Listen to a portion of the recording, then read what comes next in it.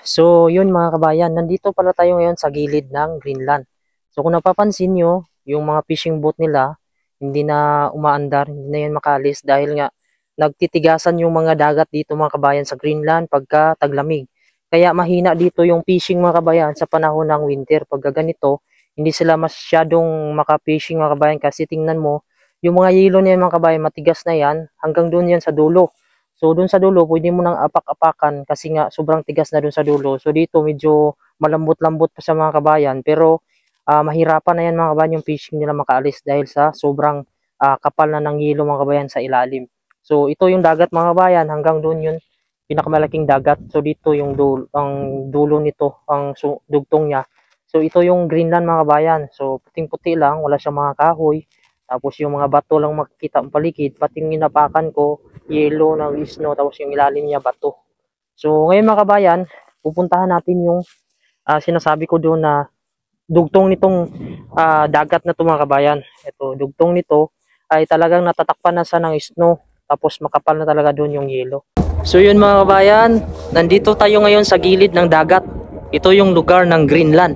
So napapansin nyo sa likod natin, dagat yan mga kabayan, hindi yan snow lang, puro snow sa taas. Yung ilalim yan ay puro dagat talaga yan. So ngayon, tumigas siya dahil nga sa lamig dito sa Greenland. Sa panahon ng winter, yung mga dagat sa Greenland ay nagtitigasan siya dahil sa sobrang lamig. Kaya mahirap yung mga ngisda dito maglayag sa panahon ng winter. So bali sa panahon na naman sila ng summer ang makapaglayag. Yung ibang lugar ng Greenland hindi naman sa nag-yelo. So kung napapansin nyo, mayroon pang fishing boat na stuck doon. So dito sa gilid natin, ayan. So ang lawak ng dagat nito sa ulahan. So bali ito, dugtong lang to dito sa dulo. So bali ito na yung end nito. So yun, tingnan mo mga kabayan, oh, nag-yelo na siya. Alam nyo, matigas yan siya. Pwede mo siyang apakan yung ibang part yan. Kaso yung ibang part yan malambot. So baka mahulog ka dyan. So hanggang doon sa dulo mga kabayan. So yung sa dulo na yon, ayan, tubig na doon, liquid na yon. So unti-unti siyang nagiyilo ngayon dahil nga sa lamig dito. So ito yun lang yung lugar ng Greenland. So wala ka talaga makikita kahoy, walang mga halaman. So sa likod ko ay airport na yan. Yung bundok niya dyan, yun yung airport. So nandito tayo sa gilid mga kabayan. Ayan, so papakita ko lang sa inyo kung ano ang meron dito sa Greenland. So halos mga inapakan dito ay snow, tapos ito bato. So ang Greenland mga kabayan, kahit 80% ay nababalutan siya ng yelo. So yung yelo mga kabayan, natural yun, kahit summer ay may yelo siya. Pero sa panahon ng summer wala siyang snow. So ito kasi mga snow kasi to. Iba kasi yung yelo talaga na bubuo talaga doon sa gitna ng Greenland. So itong snow mawawala to siya sa summer, pero yung yelo ng Greenland yung 80% mananatili yun siya mga kabayan. Kasi once na matunaw yung mga yelo sa Greenland ay yun ay tataas yung level ng tubig. So yung madadama yung tubig mga kabayan kasi doon yun matutunaw. So tataas yung level ng tubig, so delikado siya. Ayan mga kabayan, yung dagat ngayon dito sa Greenland nagtigasan siya dahil nga sa sobrang lamig ngayon, winter kasi dito ngayon sa Greenland. So ngayon mga kabayan, maglalakad tayo mga kabayan papunta doon sa dulo, yung dugtong nitong dagat na ito. So ito, pagmasdan nyo lang itong lugar dito mga kabayan sa Greenland para ma-expose ko sa inyo kung ano talaga yung lugar ng Greenland, kung ano ang meron nito. So ito, giganting bato siya, sobrang taas sa dito. Sa taas niya may mga bahay. Tapos ito yung ginagamit nila dito pag mag-fishing sila mga kabayan. Pag gumala sila, mag-adventure sila sa mga dagat sa panahon ng summer dito. So ito yung kadalasang ginagamit nila. So mahal itong mga ganitong klase mga kabayan. Bihira ka lang ang makakabili dito. Pero pag mga ganun mga kabayan, yung mga pangingisda, halos lahat ng tao dito ay mayroon pang fishing boat kaysa sasakyan dito na ginagamit. So ayan, yung mga kwan dito, nire-repair pa yan yung iba dito. So pupuntahan natin doon sa unahan.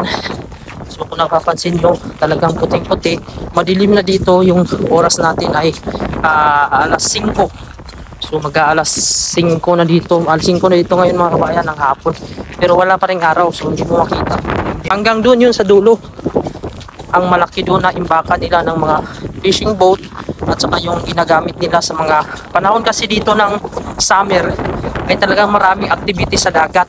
Kaya maraming mga tourist ang pumupunta dito, nagre-rent ng mga boat para sakyan nila, mag-fishing sila. So yan oh, medyo matigas na dito, medyo makapal-kapal na talaga dito. Ayan yung snow sa taas. Dahil nga yung ilalim niyan ay talagang solid na ice niyan. At yung pinakadulo nito ay nag-i-skate, kaso hindi na tayo makapunta doon kasi medyo malayo na siya. So yan, yun yung isura dito ngayon mga kabayan ng Greenland dito. So ito sa mga kabayan yung sinasabi ko na malaking imbakan o tinatawag nila yung daungan ng mga boat dito, kung saan marami mga fisherman dito at saka yung mga tourist ang pumupunta. So dito naka-parking yung mga sasakyan pandagat nila sa panahon ng summer. Kaso ngayon, yun, sobrang kapal ng yelo sa ilalim niyan at saka sarado ngayon dahil nga wala namang lilitaw dyan na mga fishing boat dahil nga sa nagiyelo na yung ilalim. So tingnan mo yung mga bahay sa taas mga kabayan, naman nakapatong lang yan sa mga bato. Halos ang pundasyon yan mga kabayan ay sa mga bato lang nakapatong. So yan yung mga bahay dito, tingnan nyo. Yan. So yan ngayon mga kabayan yung view natin. So kung napapansin nyo, mayroon pang fishing boat doon no, na stock. So hindi siya nakaalis. So tumigas na siya mga kabayan. Yan. So dahil sa lamig dito sa Greenland, yung mga dagat dito halos lahat nagtitigasan siya. So ayan, mapapansin mo medyo matigas na sa dito, tapos may medyo malambot pa sa gitna. So pag nahulog ka dyan ay siguradong delikado yan dahil sa sobrang lamig.